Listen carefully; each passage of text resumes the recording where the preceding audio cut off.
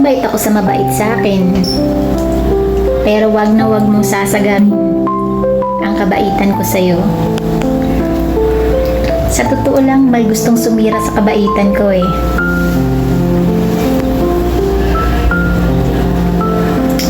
Hindi ko naman talaga obligasyon na maging mabuti ako sa'yo. Dahil hindi ka rin naman mabuti sa iba.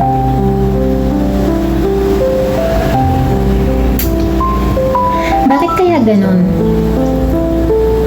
Kapag pera na yung pinag-uusapan, wala nang kamag-anak.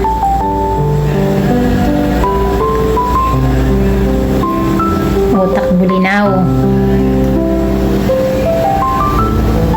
Isipin mo ang pera, hindi mo yan madadala sa hukay.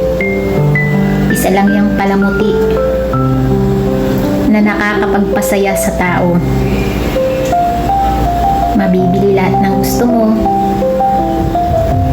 Maibibigay mo yung pangangailangan ng pamilya mo. Oo. Lahat ng yan. Pero, ang kabaitan ng isang tao at pakikisama, wala nang mas papantay pa dyan. Mawala ka man sa mundo, mananatili kang inspirasyon. Real talk yan. Kaya wag kang utak talangka. Wag kang magpipiling na close din ako sa'yo. Blinak mo pa talaga ako Napapaghalata lang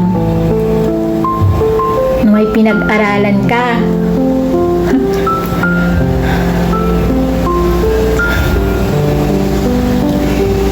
Mula sa araw na ito,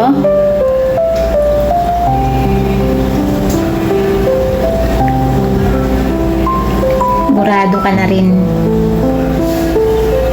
sa isip at puso ko. Kung matigas ka, mas matigas ako sa'yo. Dahil